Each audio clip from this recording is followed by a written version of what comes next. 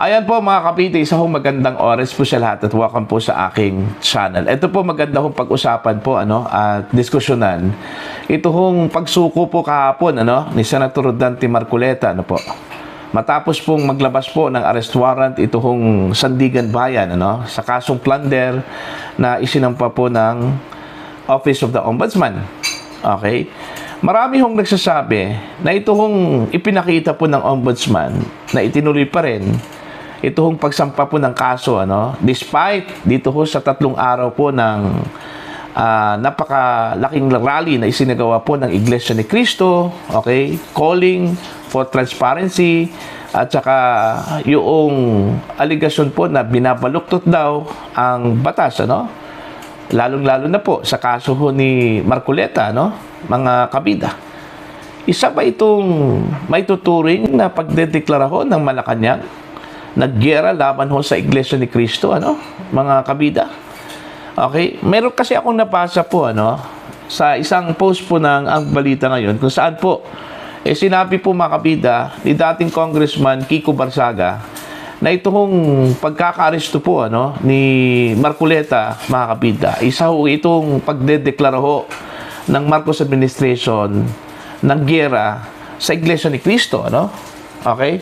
Eto, babasahin ko muna at pagkatapos niyan magre-react ko tayo po Okay? Malacanang has declared war against INC. Ito yung question, tanong po sa kanilang article. Ito ang naging pahayag ni dating Cavite 4th District Representative Kiko Barsaga matapos aristuhin si Senator Dante Marcoleta kaugnay ng kasong plunder. Ayan. Sa kanyang social media post, iniugnay ni Barsaga ang pag-aresto kay Marcoleta sa Iglesia ni Cristo o INC, kung saan kabilang ang senador at sinabi, ito yung sinabi po ni Barsaga po, Malacanang has declared war against INC with Senator Marcoleta's arrests. Ayan. Ang pahayag ay inilabas kasunod ng pagsuko ni Marcoleta sa mga otoridad matapos maglabas ang Sandigan 3rd Division ng warrant of arrest at hold departure order laban sa kanya kaugnay ng kasong plunder na isinampa ng Office of the Ombudsman. Sa ngayon, wala pang opisyal na pahayag ang Malacanang hinggil sa naturang komento, samantala nananatiling umiiral ang presumption of innocence ni Marcoleta habang nagpapatuloy ang pagdinig ng kaso sa korte. Ayon. So, ito hong hindi ho pagpigil at itong hindi ho nag-atubili itong Office of the Ombudsman na isang pa itong kaso po laban ho kay Marcoleta mga kabida. Isa ba itong uri po ng pagdedeklara ho ng Malacanang ng Marcos administration ng giyera against INC po mga kabida.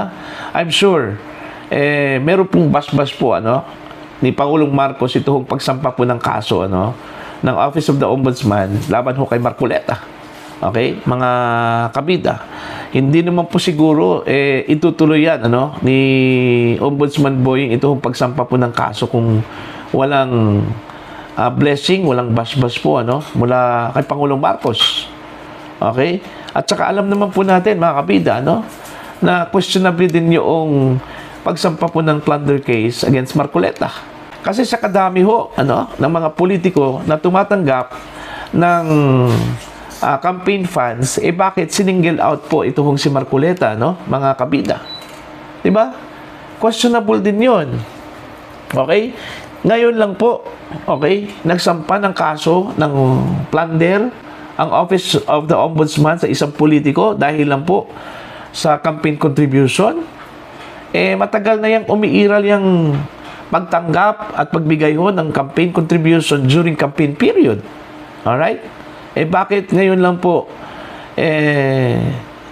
sinampahan po ng kaso po itong si Marcoleta, Bakit yung iba po, okay, na hayagan ho, nagdeklara ho mga kabida, ng tumatanggap daw sila ng mga campaign contribution. In fact, during the submission of SOSE, itong Certificate of Contribution and Expenses po, sa COMELEC, makikita ho natin doon, mga kabida, yung contribution na ibinigay ho ng mga pribadong individuals or groups, doon ho sa mga politiko, mga kabida.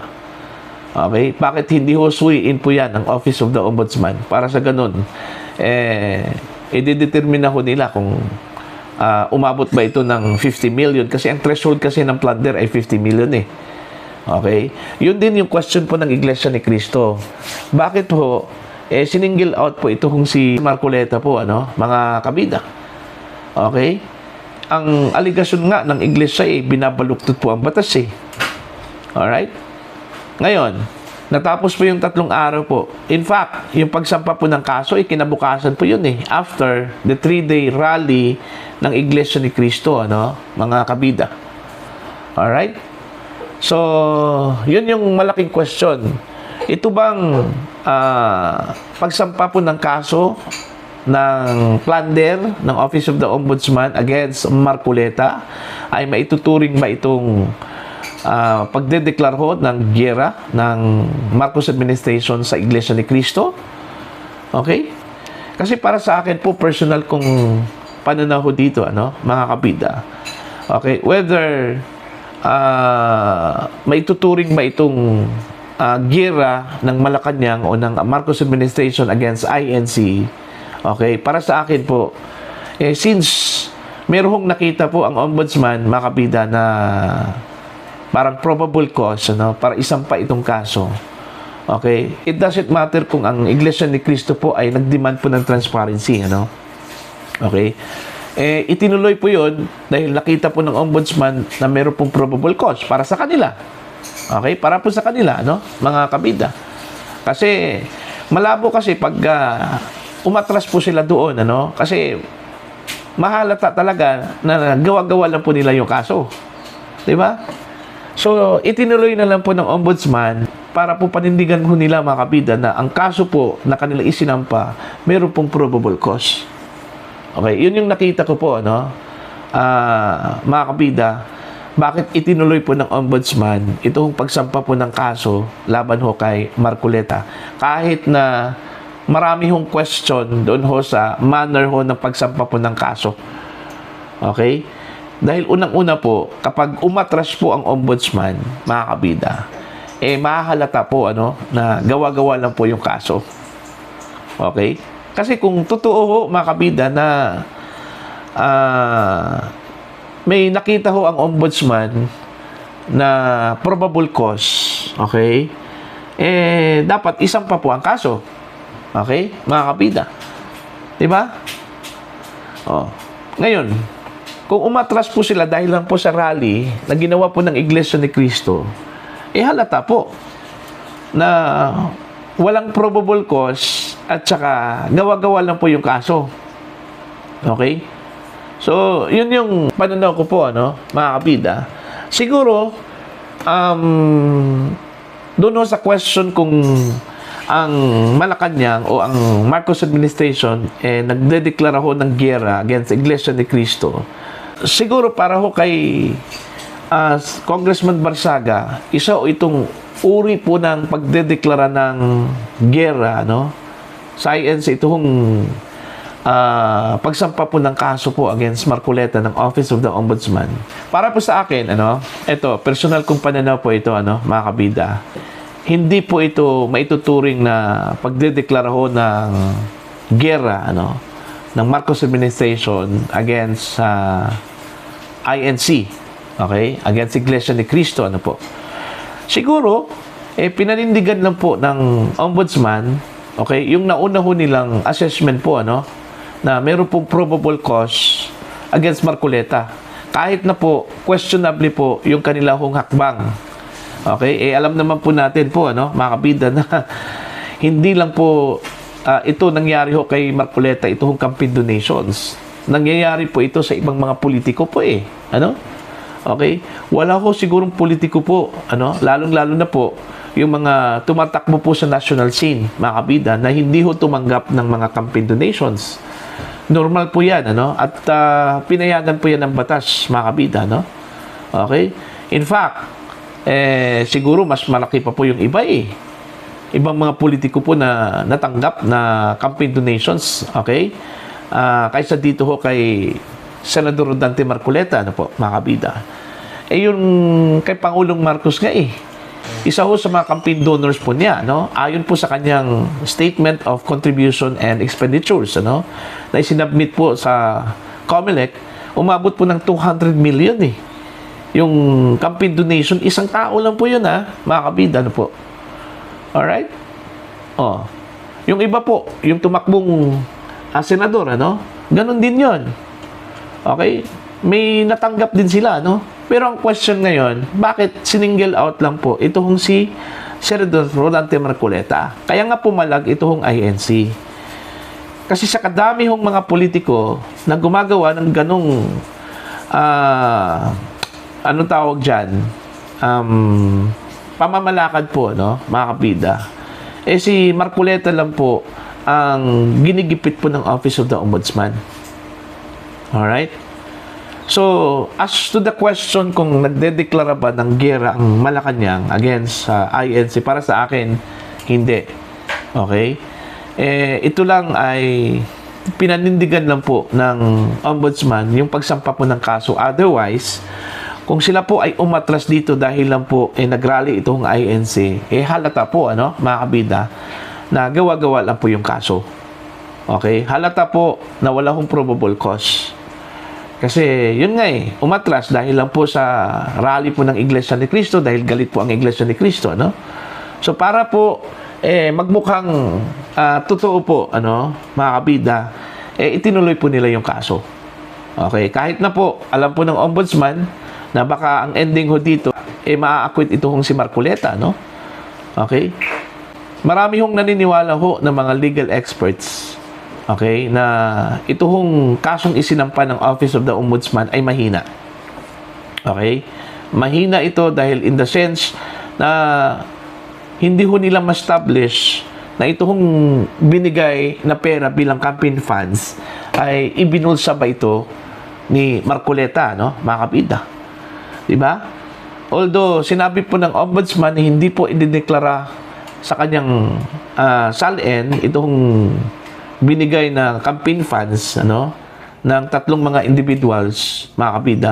Pero hindi ibig sabihin po ito, ano, na ibinulsa po niya ito. Okay? Personal po niyang pinakinabangan po yon, ano, mga kabida, ano po. Ang burden of proof dyan, para po patunayan na personal na ginamit at saka pinakinabangan po ni Marcoleta, ano, yung 75 million pesos ay nasa Ombudsman po, ano, mga kabida. Pero kung tatanungin po natin, ito hong si Marcoleta, confident na confident ito ano, na kaya ho niyang lusutan ito. Kasi malinaw po na hindi ito plunder mga kabida, no? Kaso lang, ang tingin po ni Marcoleta, pinupolitika po siya Okay? Dahil siya po ang nanguna ho sa investigasyon against corruption sa flood control projects. Kung saan po, ang dami hong natatamaan po, ano? Even the president, okay, tinamaan din, ano, mga kabida, dahil ho sa mga aligasyon ng mga testigo po ni Marcoleta po, ano, mga kabida. Alright? So, para sa akin, personal ko pong pananaw, hindi ho pagdedeklara ho ng giyera ng Marcos administration laban sa INC, itong pagsampa po ng kaso po ng Ombudsman. Okay? Ito po ay pinanindigan lang po ng Ombudsman, mga kabida, no? Yung kanilang assessment against dito ho sa kaso po ni Marcoleta. Para magmukhang totoo po yung kanilang kaso, ano, against Marcoleta. Otherwise, kung ay umatras po ito dahil lang po natakot sa Iglesia ni Cristo, malaking kasinungalingan po, ano, yung kanilang ginawa. Okay? Nagpapatunay lang po na hindi po totoo yung kanilang kasong isinampa, yung kanilang case built up, ano, against Marcoleta, ano po, mga kabida. Okay? Para po sa inyo, ano po ang inyong opinion at pananaw dito, ano? Naniniwala ho ba kayo na pagdedeklara ho ng giyera ng Marcos administration, ito hong ginawa po ng Ombudsman na itinuloy po nila ang pagsampa po ng kasong plunder against Marcoleta? Kaya ito po ay inaresto po kahapon, mga kabida, at nakakulong na po ngayon. Okay, please comment down. Sa mga hindi pa po subscriber po sa aking channel, please subscribe. Just click the subscribe button, click the notification bell, click all para updated po kayo mga kabida sa aking mga posts. Maraming salamat po sa inyo lahat.